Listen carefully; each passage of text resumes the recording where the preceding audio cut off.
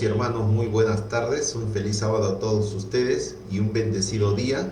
Y para algunos que tienen las horas más adelantadas, como en Europa, una bonita, feliz semana a todos ustedes. Vamos a estudiar para el día de hoy Apocalipsis capítulo 2. Vamos a comenzar con una oración. Querido Padre Eterno, gracias por tus bendiciones. En estos momentos vamos a transmitir el mensaje a tus 7 iglesias. Te rogamos que tu santa bendición pueda alcanzarnos y tu Santo Espíritu, Señor, nos ayude. Los 7 espíritus que están en tu trono, Señor, que nos ayude a comprender los simbolismos y el mensaje de amor que tienes para cada uno de nosotros. Favores que te lo suplicamos en el nombre de Jesús. Amén. Hoy día vamos a estudiar las 4 primeras iglesias, ¿ya? Qué connotación histórica tuvo en su tiempo y cuál es lo actual, cómo se puede aplicar personalmente el mensaje.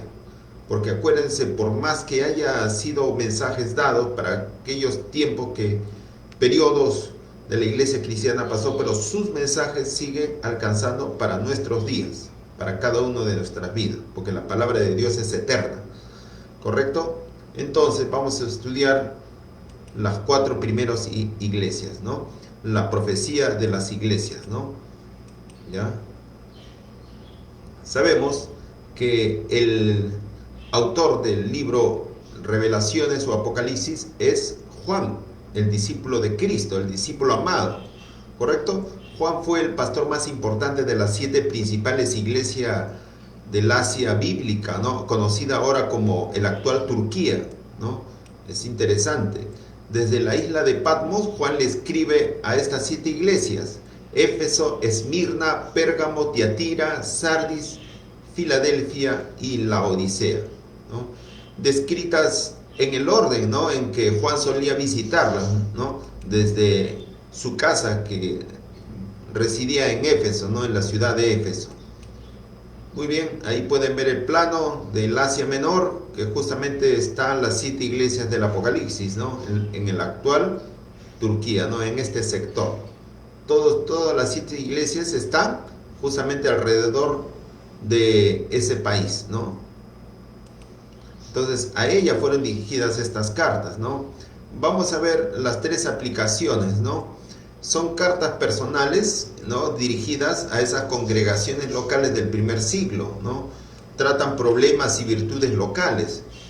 También son símbolos de las 7 principales periodos de la historia cristiana, ¿no?, que medían entre la primera y la segunda venida de Cristo, desde que Cristo fundó la iglesia hasta la iglesia triunfante cuando venga por segunda vez. Es paralelo también a lo representado por los 7 sellos y la profecía de las 7 trompetas. Es paralelo, ¿no? Y también una aplicación personal a cada uno de nosotros, ¿ya? Y a la iglesia del presente también. ¿Verdad que la palabra de Dios es maravillosa? Que sus enunciados es para aplicación general, ¿no?, para todos los tiempos. Vamos a ver en los días de Juan, ¿ya? En los días de Juan, el libro de Apocalipsis fue escrito durante el reinado del emperador romano Domiciano, ¿no?, que fue emperador desde el año 81 hasta el año 96 después de Cristo. 15 años gobernó el imperio romano, ¿no? Pero este emperador Domiciano condenó a Juan a trabajar en las minas de la isla de Patmos, ¿no? Eso ya hemos visto en el capítulo 1, ¿no? Pero el emperador Nerva, su sucesor, dio libertad a los que habían sido desterrados en esa isla muy apartada, ¿no? Así que Juan volvió a Éfeso poco antes de su muerte, ¿no? Estamos hablando más o menos aproximadamente en el año 100 después de Cristo, ¿no? Así es. En los días de Juan, por ejemplo, vemos también que estuvo entre los últimos de esa privilegiada generación que conoció personalmente a Jesús, ¿no? Fue el último de los 12 apóstoles que murió, ¿ya? Entonces la iglesia cristiana, la iglesia de Éfeso, fue justamente el periodo que tuvo el privilegio de conocer personalmente a un testigo de Cristo, ¿no?, a un testigo. Entonces fue fundamental la longevidad que tuvo este apóstol, y Jesús, Dios lo preservó para que pudieran ser testigos de sus propias palabras, ¿no? Y así la iglesia cristiana pudiese estar muy maduro, ¿no? La mayoría dormía en sus tumbas, incapaces de dar testimonio personal y audible. Ya había muerto todo, hasta el apóstol Pablo, Pedro había sido crucificado cabeza abajo, todos. Juan fue el último, ¿no? La iglesia, que en sus primeros días experimentó un gran crecimiento, empieza a afrontar problemas, ¿ya? La persecución no se deja esperar. Los emperadores exigen adoración y culto hacia ellos mismos, ¿no? En una película se ve que Domiciano decía de que desde ahora yo declaro que yo soy Dios. Una película de el Apocalipsis, ¿no? Es interesante. Pues así se denominaban esos hombres falibles, ¿no? Vamos a ver la relación que existe de Apocalipsis capítulo 1 con el capítulo 2 y 3 en cuanto a la presentación, ¿no?, personal que hace Jesús de sí mismo a cada una de las 7 iglesias, ¿no? Pero sus características personales divinas están justamente narrados en la descripción que hace Juan, ¿no?, en capítulo 1 de Apocalipsis, que ya lo hemos estudiado. Por ejemplo, en Éfeso, en Apocalipsis capítulo 2, versículo 1 dice: escribe al ángel de la iglesia en Éfeso, el que tiene las 7 estrellas en su diestra, correcto, y el que anda en medio de los 7 candeleros de oro, dice esto. Entonces, el que anda en medio de los 7 candeleros de oro. Vamos a ver en Esmirna, ¿no? Capítulo 2, versículo 8. Y escribe al ángel de la iglesia en Esmirna, el primero y el postrero, ¿ya? El que estuvo muerto y vivió, dice esto, ¿no? Interesante. Pérgamo, versículo 12 dice: y escribe al ángel de la iglesia en Pérgamo, el que tiene la espada aguda de 2 filos, dice esto. El que tiene, ¿se da cuenta? A Tiatira, versículo 18, y escribe al ángel de la iglesia en Tiatira, el Hijo de Dios, el que tiene ojos como llama de fuego, ¿ya?, y pies semejante al bronce bruñido, dice esto. Interesante, ¿no?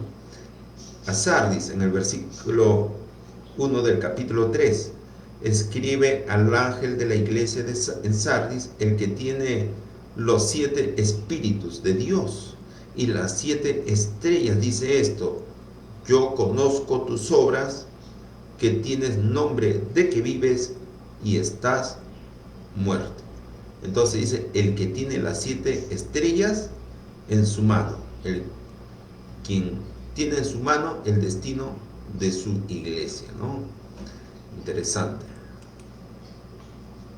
Filadelfia, versículo 7 dice: esto dice el santo, el verdadero, el que tiene la llave de David. El que tiene la llave de David, ¿ya? El que abre y ninguno cierra, y cierra y ninguno abre. Es el que tiene la llave en su mano, el que abre y cierra la puerta. Acuérdense que Jesús está en el santuario celestial, cerró la puerta del lugar santo y ya nadie puede abrirla acá en la tierra. Y ahora ha abierto en el año 1844 la puerta del lugar santísimo, del cual nadie lo puede cerrar, por más que sea el Papa de Roma, ningún portentato de acá de la tierra, ningún poderoso puede cerrar. Así es, nuestro Señor Jesucristo es el que tiene la llave en su mano, ¿no? Versículo 14 del capítulo 3.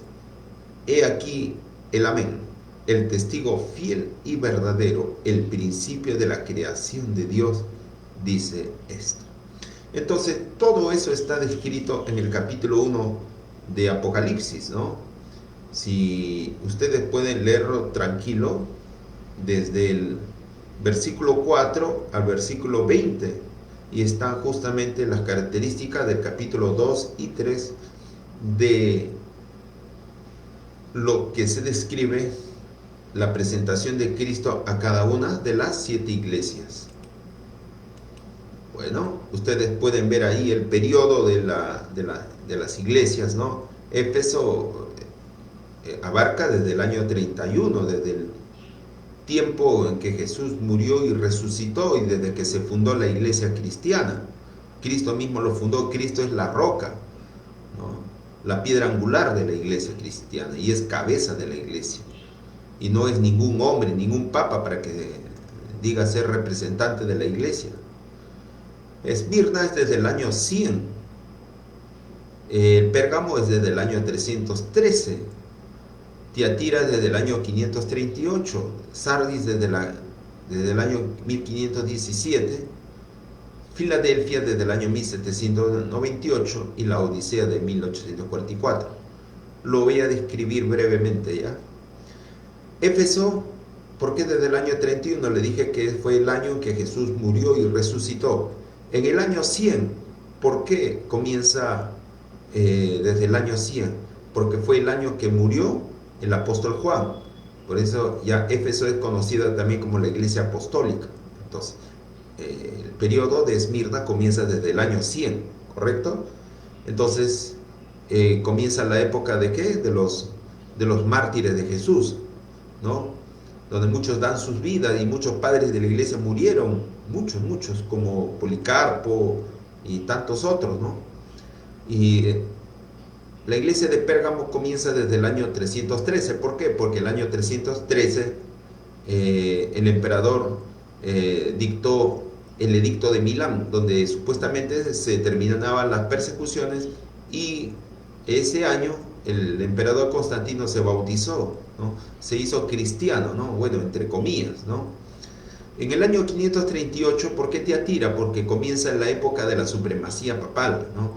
El Papa Vigilio I es denominado cabeza de obispos de todo el mundo y corrector de herejes. Eso gracias a la ayuda del emperador Justiniano, del emperador romano. Entonces ahí comienzan los 1260 años, el periodo profético, por eso que es conocido el periodo de Tiatira.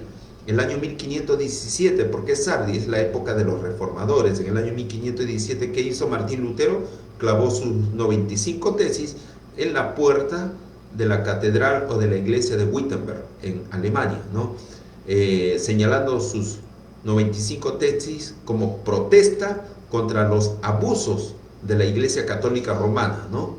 Sobre todo de las indulgencias, sobre la salvación por las obras, sobre la misa. Atacó bíblicamente con la palabra de Dios en ese año 1517. En el año 1798, ¿por qué Filadelfia? Porque en ese año termina el periodo de la supremacía papal. ¿Qué sucedió en ese año? El emperador Napoleón, a través de su general Berthier, invade Roma, ¿ya? Sitia a la ciudad del Vaticano y justamente toma preso al Papa Pío VI, ¿ya? Entonces es ahí cuando termina el periodo de la supremacía papal. Entonces ahí comienza ya no es la época de los reformadores, sino la época del despertar adventista, ¿no? Comienza a haber un interés, o existir, a renacer un interés sobre el tema de la segunda venida de Cristo. En esa época ocurren muchos sucesos, ¿no? Como el día oscuro. En ese periodo ocurre la caída de las estrellas en el año 1833. Entonces marca el inicio, la época, la etapa del despertar adventista, ¿no? Y ahí surgen pues Guillermo Miller, muchos predicadores, ¿no? Javier Lacunza, ¿no? En Chile, muchos José Wolf, muchos pioneros adventistas, ¿no? Y en el año 1844, el periodo de la iglesia de la Odisea, la época justamente cuando Jesús pasa del lugar santo al lugar santísimo. También es el año que culmina la famosa profecía más larga, bíblica, de los 2300 días y años, ¿no? Entonces, esa manera de resumen que vamos a ir estudiando detalladamente, ¿correcto?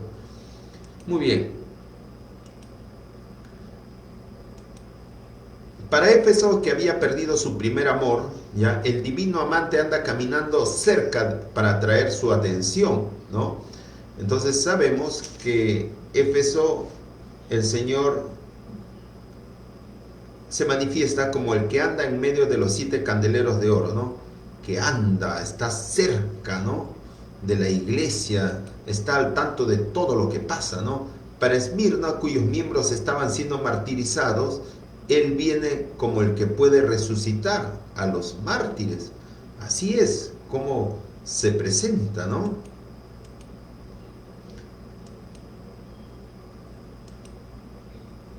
Para Pérgamo, que tuvo que luchar contra las fuerzas del mal, ¿no? Y la apostasía, ¿no?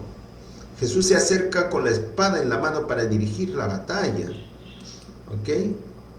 Para Tiatira, que tuvo que vivir bajo la influencia de una Jezabel espiritual, adulterio espiritual, viene el príncipe de luz para que la luz de la verdad brille aún en esa experiencia oscura, ¿no?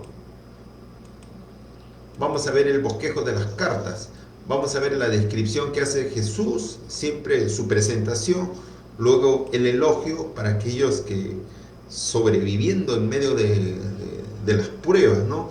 Luego una reprensión, porque siempre una iglesia no va a ser perfecta, es una iglesia de imperfectos, ¿no? Por humano que somos, pero Jesús siempre da su reprensión, su consejo, luego una corrección y una promesa para aquellos que vencen.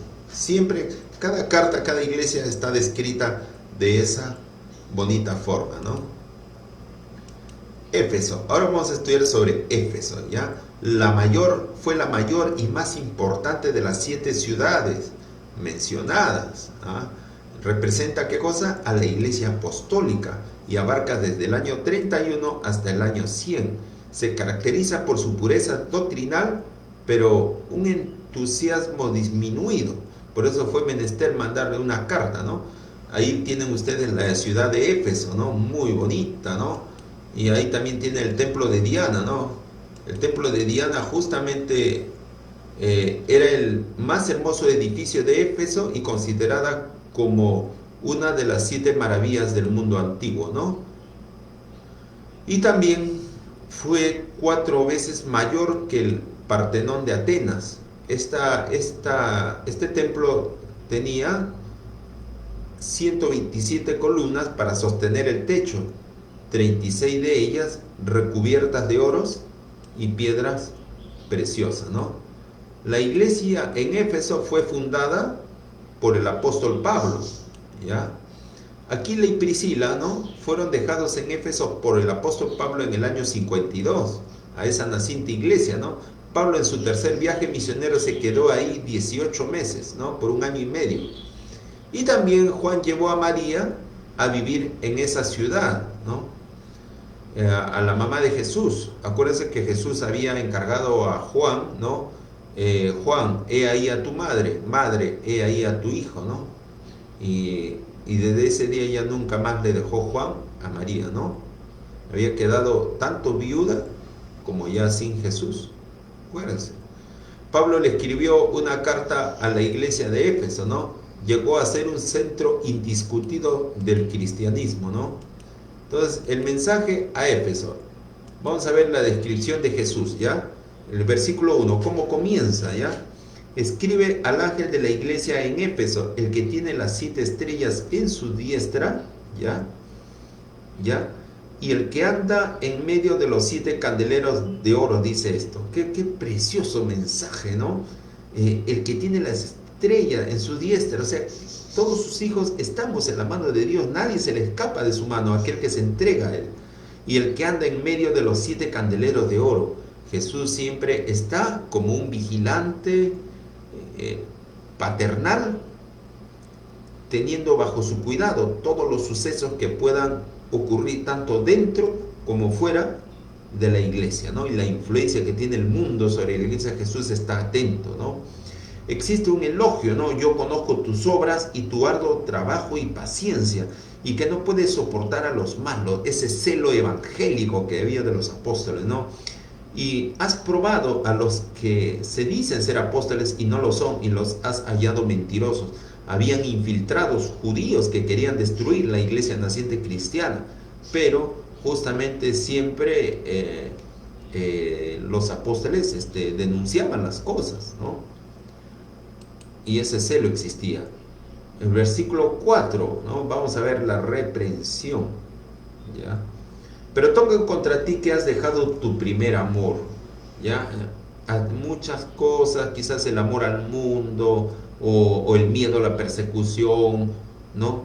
Habían disminuido mucho, se habían desalentado, ¿no? Pero Jesús justamente reprende, ¿no? Habían dejado su primer amor, ese primer amor cuando sacudió el Espíritu Santo, ¿no? Y comenzaron a predicar en diferentes idiomas, ¿no? Pero Jesús también da la corrección. En el versículo 5, recuerda por dónde has caído y arrepiéntete y haz las primeras obras. Pues si no, vendré pronto a ti y quitaré tu candelero de su lugar, si no te hubieres arrepentido, ¿no? Muy claro el mensaje, muy precioso, ¿no? Entonces es importante tener, y existe una promesa, ¿ya? El que tiene oído, oiga lo que el Espíritu dice a las iglesias, ¿ya? Al que venciere, ¿ya? Esta es la promesa. Si vences, le daré a comer del árbol de la vida, el cual está en medio del paraíso de Dios. Esas son promesas, ¿ya? Entonces nunca nos olvidemos esto, ¿ya? El versículo 6 habla bien claro, no quise saltarme sino que estamos llevando un orden. Versículo 6 dice, pero tienes esto, que aborrecen las obras de los nicolaitas, las cuales yo también aborrezco. Si Jesús aborrece, cuanto más sus hijos debemos aborrecer las obras. No dice que debieran aborrecer a los nicolaitas, ¿no? Sino las obras de los nicolaitas. Aún los nicolaitas, si se hubiesen arrepentido, hubiesen alcanzado la salvación. Pero las obras que hacían, ¿no? Los judíos que se infiltraban, ¿no? Algunos judíos cristianos judaizantes que se infiltraban, ¿no? Decían ser cristianos, pero no lo son. Entonces, ¿qué cosa creían los nicolaitas, ¿no? Una de las sectas heréticas que atormentó a las iglesias de Éfeso y Pérgamo fue entonces esa secta gnóstica, ¿correcto? Enseñaba que las obras de la carne no afectaban la pureza del alma, ¿ya? Y por consiguiente no tienen que ver con la salvación. No importa lo que se haga en el cuerpo, lo importante es el conocimiento y no la práctica. O sea, eran más partidarios de la teoría que las prácticas. En otras palabras, no obedecían los mandamientos de Dios, ¿ya? Entonces, se dedicaban más a esa parte doctrinal o teórica, pero en práctica era cero, ¿no? Y eso era lo que trataban de infiltrar en la iglesia, ¿no? Vamos a ver las tres aplicaciones, ¿no? La local, la histórica, la iglesia ¿no? La iglesia del primer siglo y la actual, nuestra iglesia, ¿no? Y yo. O sea, esto es un mensaje así como fue una carta dirigida de parte de Dios, ¿no? A través de Juan a la iglesia local allá en Turquía, también constituye una iglesia histórica, la iglesia del primer siglo o la iglesia apostólica. Bueno, y también la reprensión y el consejo para cada uno de nosotros. Ahí muchos habremos dejado nuestro primer amor desde que nos bautizamos, y el Señor Jesús nos dice, ¿no? Recuerda, por tanto, de dónde has caído y arrepiéntete y haz las primeras obras. Así es, como adventistas, cristianos, tenemos que siempre permanecer en ese primer amor, en esa efervescencia cristiana, porque el Señor nos va a quitar nuestro candelero de nuestro lugar, ¿no? Si no nos arrepentimos, y vamos a perder la vida eterna, ¿no? Entonces, cuán importante, existe una promesa, también es para nosotros. Vamos a ver las tres iglesias siguientes, ¿correcto? La iglesia de Esmirna, Pérgamo y Tiatira en este capítulo 2, que cubren la historia de la iglesia desde el fin del primer siglo hasta el fin de la edad oscura, ¿ya? Empezó con la disminución del entusiasmo, entonces una sutil confusión concesión y finalmente un completo abandono de la fe confiada por el Señor a la iglesia. Vamos a ver cómo la iglesia apostólica poco a poco se comenzaron a infiltrar falsas doctrinas hasta que finalmente se unió con el Estado. La iglesia se une con el Estado, comenzaron a perseguir y se introdujo muchas costumbres, pero horribles, que justamente la verdad de Dios fue echada por tierra, por este poder, por este anticristo. Entonces, así fue, ya no se parecía en nada esta iglesia católica romana a la fe pura y sencilla de la iglesia que Cristo mismo fundó. Entonces, la historia de estos tres periodos es muy triste, ¿ya? Vamos a ver ahora el mensaje a Esmirna, ya desde el versículo 8 hasta el versículo 11. Esmirna significa aplastado, correcto. Esmirna fue una ciudad marítima al norte de Éfeso. Fue, por tanto, un maravilloso puerto natural, ¿ya? Representa la iglesia perseguida o la etapa de los mártires. Abarca desde el año 100 hasta el año 313, año del edicto de Milán de emperador Constantino el Grande, ¿ya? El imperio romano sometió a mucha opresión a los que rehusaban el culto al emperador. Así es, se adoraba al hombre. Fue una iglesia perseguida. Acuérdense que todavía la iglesia católica romana todavía no existía. La influencia era justamente que todos no solamente adorasen al emperador, sino a esos dioses mitológicos griegos romanos, a Zeus, a Júpiter, a todos esos dioses de porquería. Quería justamente a la fuerza castigarlos para que adoren a esos dioses paganos, dioses que dan asco verdaderamente. Por eso tuvieron que sufrir martirios, ¿no?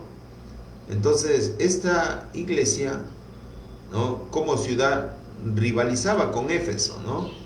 Tenía un puerto amplio y de aguas profundas. Había mucho comercio. Fue cuna del poeta Homero. Es bien conocido este poeta Homero, ¿no? Tenía el mayor teatro público del Asia. Fue una ciudad cosmopolita prácticamente, ¿no? Tenía un gran estadio y una enorme biblioteca. Y tenían erigido el templo a Zeus. Sus monedas, primera en Asia en belleza y tamaño.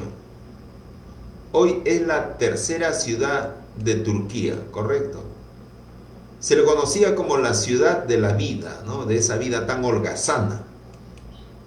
Entonces, así fue Esmirna, ¿no? Ahí murió en el martirio uno de los pastores cristianos, del que decía Policarpo, ¿no? En el año 165, ¿ya?, después de Cristo, ¿no? Cuando se listó a jurar contra Cristo a Policarpo, ¿no?, él contestó serenamente. Cuando lo amenazaron bajo muerte, ¿no?, él dijo: por 85 años le he servido a Cristo, a Dios, ¿no?, sin que nunca me hiciera daño alguno. ¿Cómo podría yo blasfemar de mi Rey y Salvador? Imagínense, si toda la vida Dios nos ha cuidado, ¿no? Tengo 52 años, acá me ven, Dios me ha cuidado. ¿Cómo puedo blasfemar contra Cristo, que me da el pan de cada día, me da el trabajo, me da la salud? ¿Cómo puedo ahora darle la espalda después de todos los bienes que me ha dado, de toda la felicidad que me ha dado a través de mi vida, con mi familia, mi hogar, con mis padres? ¿Cómo puedo, no? Eso es lo que le pasó a Policarpo, ¿no? Y tuvo que morir, ¿no?, en la fe. Vamos a ver en el versículo 8 cómo comienza el mensaje a Esmirna, en el versículo del capítulo 2. Y escribe al ángel de la iglesia en Esmirna, el primero y el postrero, el que estuvo muerto y vivió, dice esto. Qué bonito, ¿no? Jesús se describe como el que estuvo muerto y vivió. Al tercer día resucitó. Con autoridad y poder se presenta nuestro Señor Jesús a la iglesia de Esmirna y le dice esto, ¿no? Esto, con estas palabras lo elogia, ¿no? A los mártires que pasaron, pues, de muy malas, ¿no? Yo conozco tus obras y tu tribulación, o sea, tu persecución y tu pobreza, ¿no? Pobreza en los bienes de este mundo. Pero entre paréntesis dice, pero tú eres rico. ¿Rico en qué? Rico en los tesoros del cielo, ¿no? Y la blasfemia de los que dicen ser judíos y no lo son, sino sinagoga de Satanás. ¿Se dan cuenta cómo los judíos decían ser cristianos, ¿no? Pero no lo eran, sino que se estaban infiltrando. ¿Sabían ustedes que la Iglesia Católica Romana fue justamente creada por los judíos que rechazaron a Cristo? Fueron ellos que inducieron, ¿no?, al romanismo para que se formara la Iglesia Católica Romana. No fue de un momento a otro, sino fue pausadamente. Por eso que dice, yo conozco tus obras, el que todo lo conoce, dice, y esto la iglesia de esa época se daba cuenta, por eso dice, y la blasfemia de los que se dicen ser judíos y no lo son, sino sinagoga de Satanás. ¿Ya? No temas en nada lo que vas a padecer. He aquí el diablo echará a alguno de vosotros en la cárcel para que seáis probados y tendréis tribulación por 10 días, día por año. Sé fiel hasta la muerte y yo te daré la corona de la vida. Así es, hermanos. La peor persecución que tuvo de 10 días o 10 años fue por el emperador Diocleciano. 10 años de persecución, pero a muerte tuvo en este periodo de la iglesia de Esmirna. Pues es una profecía. Pero no temas en lo que has de padecer, ¿no? Sé fiel hasta la muerte y yo te daré la corona de la vida. Era la promesa de Dios, ¿no? En cuanto a reprensión no tiene. ¿Qué va a tener, pues, pobre iglesia que ha sido perseguida? ¿Y qué corrección? Tampoco. Una iglesia que lo daba todo, hacían enormes catacumbas para poder esconderse de los romanos, eran arrojados a los coliseos para ser devorados vivos por los leones. ¿Qué más? El Señor no puede hundir justamente un dedo en la llaga de lo que ya tiene. Tuvo que padecerlo demasiado esta iglesia, pero ahí está la promesa, el versículo 11. El que tiene oído, oiga lo que el Espíritu dice a las iglesias. El que venciere no sufrirá daño de la segunda muerte, por supuesto. ¿Cuántos mártires de ahí van a resucitar en la gran muchedumbre cuando Jesús venga por segunda vez? El sufrimiento acabó para siempre, ¿no?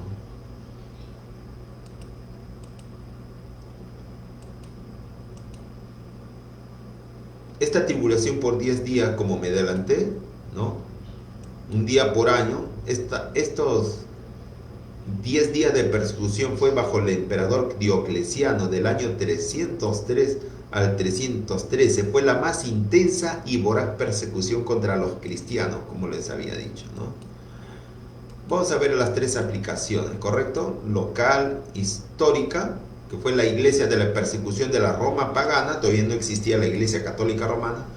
Y justamente actualmente existe en nuestra iglesia adventista muchos que dicen ser adventistas pero no lo son, sino sinagoga de Satanás. ¿Cómo se ha infiltrado, no?, el club conquistadores? Justamente por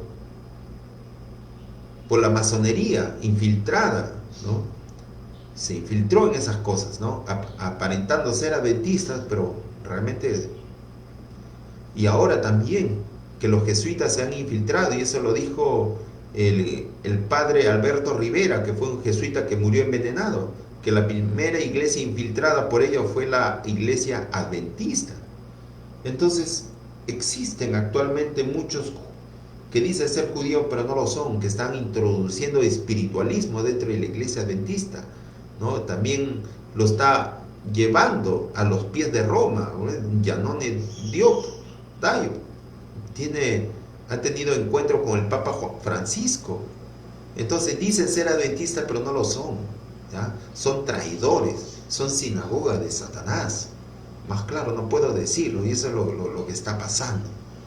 Entonces por eso que yo estoy ahí haciendo una aplicación actual, ¿no? Vamos a ver ahora sobre el estudio de Pérgamo, ¿ya? Esto está desde el versículo 12 hasta el versículo 17, la tercera iglesia, ¿no? Significa exaltada, elevada. ¿Por qué? Fue una ciudad construida sobre una colina. Tenía uno de los hospitales más famosos de la antigüedad. Adoraban al dios Ofidio, Esculapio, simbolizado por una víbora. Por eso que en el Ministerio de Salud existe esa serpiente como símbolo de ¿qué? De salud. Entonces, todo eso tiene pues un origen pagano, un origen romano, ¿no? Y acá lo estamos viendo. Adoraban al dios Ofidio Esculapio, ¿no? Simbolizado por una víbora. Representa la iglesia de la transigencia desde el año 303 al año 538. Recuerdan que el año 313 fue el edicto de Milán del emperador Constantino, donde decretaba que la persecución debía cesar y de que él se hacía cristiano, de tal manera que el cristianismo se oficializaba en el Estado romano. Entonces prácticamente la iglesia, el cristianismo se unió con el paganismo, ¿no? Comenzaron pues a comprarse cargos eclesiásticos, cargos gubernamentales, con tal de que abrazasen también o mezclasen, ¿no? el paganismo con el cristianismo. Fue la época donde se introdujeron muchas doctrinas falsas dentro del cristianismo. Uno de ellos, en el año 321 se dictó la ley dominical, se introdujo el falso día de reposo, y así también, ¿no? la creencia pues en la Virgen María, en el agua bendita, en el rosario. Se comenzaron a introducir la adoración de las imágenes, ¿no? Los mandamientos fueron cambiados, los 10 mandamientos fueron distorsionados para introducirse dentro de su catecismo los 10 mandamientos adulterados, ¿no? Por eso se conoce como la iglesia de la transigencia. Se introdujeron muchas falsas doctrinas entonces en ese periodo, ¿no? Pérgamo, como a unos 300 metros sobre el valle, era la capital de la provincia, ¿no? Fue un centro oficial de la cultura imperial de Asia, la primera ciudad que recibió autorización para construir un templo al César vivo, ¿no? Tuvo una biblioteca de 200.000 tomos. Interesante, una ciudad muy culta, ¿no? Vamos a ver cómo comienza con la descripción de Jesús este mensaje a Pérgamo, ¿no? Leamos. Y escribe al ángel de la iglesia en Pérgamo, el que tiene la espada aguda de 2 filos, dice esto. Jesús tiene la espada aguda de 2 filos. Los 2 filos vienen a ser tanto el Antiguo Testamento como el Nuevo Testamento. Todo constituye, ¿qué cosa? La espada de la palabra de Dios. Versículo 13, ¿no? Vamos a leer el elogio, ¿no? Yo conozco tus obras y dónde moras, donde está el trono de Satanás. Mira cómo ya comienza a describirlo a la Iglesia Católica Romana como el trono de Satanás. Pero retienes mi nombre y no has negado mi fe, ni aun en los días en que Antipas, mi testigo fiel, fue muerto entre ustedes donde mora Satanás. Es interesante, ¿no? Entonces, existía también existía persecución en esos tiempos, ¿no? Toda la vida ha habido persecución, pero ahí describe justamente que el Señor conoce las obras que estaban sucediendo en esa época con su iglesia, ¿no? Ya está hablando justamente, ¿no? De las falsas doctrinas, ¿no? Por eso dice, donde está el trono de Satanás. Solamente en un trono de Satanás se pueden hacer esas cosas, ¿no? Retienes mi nombre. Había un grupo de remanente que no hacía concesiones con la iglesia romana, con la iglesia católica romana, y eran justamente también perseguidos a muerte. Había persecución, ¿ya? Contra el remanente, ¿no?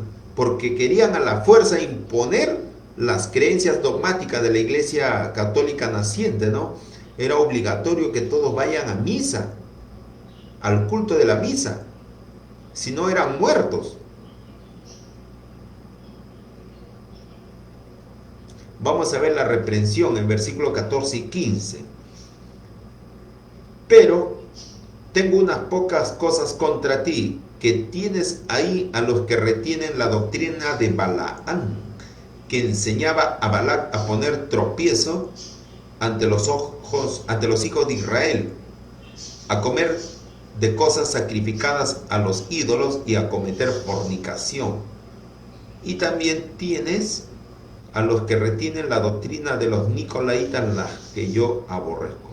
¿Cuántas cosas se introdujeron en mediante las filosofías humanas dentro del cristianismo, ¿no? Entonces todo esto se refiere a las falsas doctrinas, ¿no? La doctrina de Balaam es conocida como las doctrinas falsas, ¿no?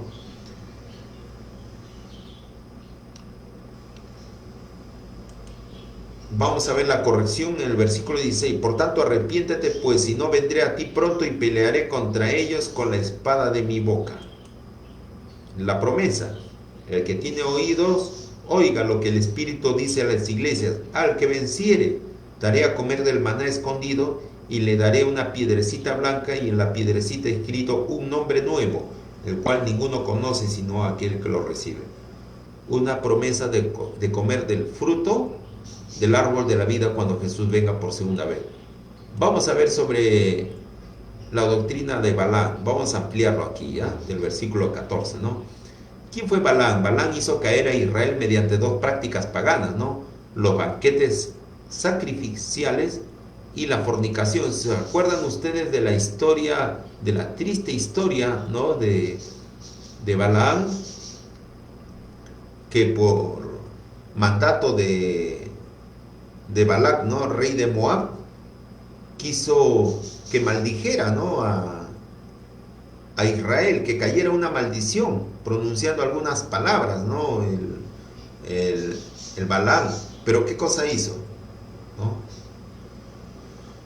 Gracias a Dios, Israel estaba con Dios, estaba protegido, pero llegó a un punto casi antes de cruzar, ¿no? El río Jordán para ir a la tierra prometida.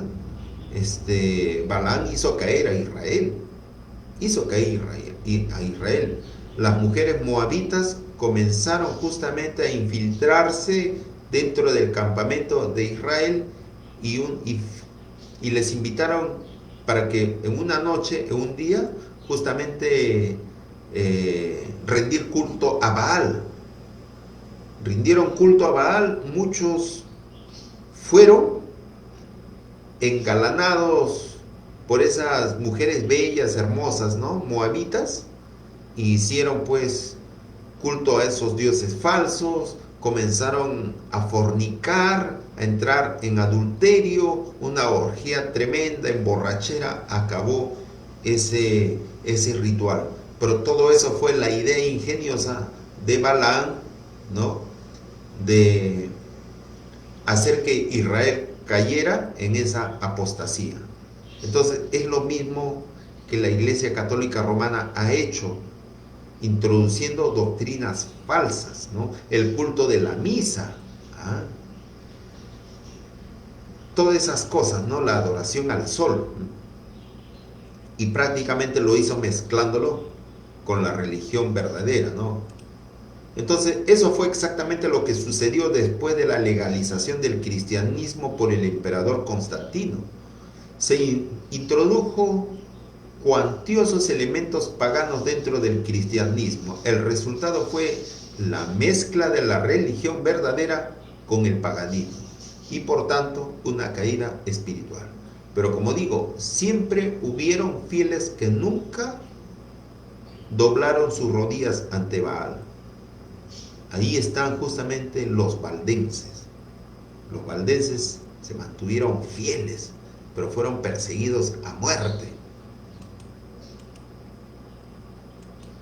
La promesa que el Señor hizo, la piedrecita blanca, ¿no? En la antigüedad la sentencia de los juicios se declaraba mediante el uso de una piedra. La piedrita blanca era para los absueltos y la piedra negra era para los culpables, ¿no? En el tribunal final Dios defenderá a su pueblo gracias a la muerte, resurrección e intercesión de Jesús. Un nombre nuevo. El nombre es un símbolo del carácter, ¿no? Muy bien, y eso está en el versículo 7 que voy a repetirles, ¿no? Al que venciere daré a comer del maná escondido y le daré una piedrecita blanca, o sea, quedas absuelto, ¿no? Y en la piedrecita escrito un nombre nuevo, el cual ninguno conoce sino aquel que lo recibe. Ahí está descrito, pues cada uno tiene su propia experiencia cristiana personal, ¿no? El nombre que Dios dará a cada uno de sus hijos será en base a la experiencia que uno ha tenido durante esta vida. Cada nombre a veces tiene un significado espiritual, ¿no? Un significado de las experiencias que uno pasa. Entonces vemos las tres aplicaciones: local, histórica, la iglesia que transige, abarca desde el periodo 313 del Edicto de Milán hasta el año 538, cuando comienza el periodo de la supremacía papal o el comienzo de la profecía de los 1260 años, o cuando Justiniano decreta de que el Papa Vigilio I, no se llamaba Papa, simplemente obispo en esos tiempos, fuese condecorado o declarado como cabeza de todos los obispos y como cabeza de la Iglesia universal, ¿no? Cualquier iglesia que existiese, la Iglesia Católica Romana era la iglesia líder, ¿no? Mundialmente, ¿no? Entonces, actualmente vemos pues cómo se podría aplicar actualmente. Sabemos que la iglesia hasta ahorita nunca ha perdido su poder. Pase lo que pase con las infiltraciones de falsas doctrinas o falsas creencias, ¿no? Existen muchas falsas creencias que se están introduciendo en la iglesia adventista por esta iglesia católica romana, ¿no? Entonces, ahorita la iglesia adventista está apoyando el movimiento del medio ambiente, ¿no? De la Agenda 2030, está apoyando. Entonces, directamente está yendo ¿para qué? Para que un día justamente se declare el domingo climático, la marca de la bestia, y muchos adventistas caigan en eso, porque justamente eso se está dando mucha popularidad a través de la Iglesia Católica Romana, que todos cuidemos la casa común, y justamente en eso está la Iglesia Adventista, está justamente haciendo concesiones con la iglesia caída, con la iglesia romana. Es muy triste y lamentable que ADRA o FASA, que también está apoyando esos 17 objetivos de la Agenda 2030, es muy triste y penoso. Entonces eso se llama concesión.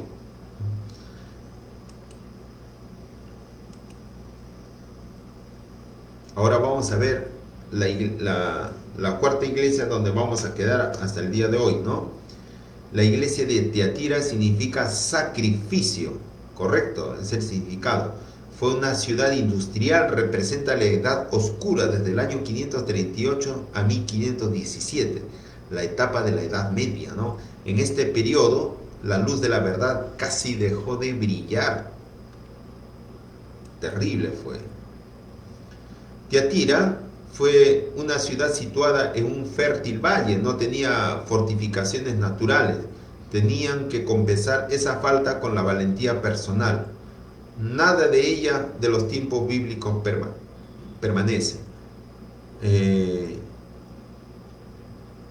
Tenía corporaciones industriales, ¿no? Por la lana, el lino, el teñido, el cuero, alfarería, bronce y venta de esclavos. El templo a Apolo dominaba la ciudad y en él había una deidad femenina.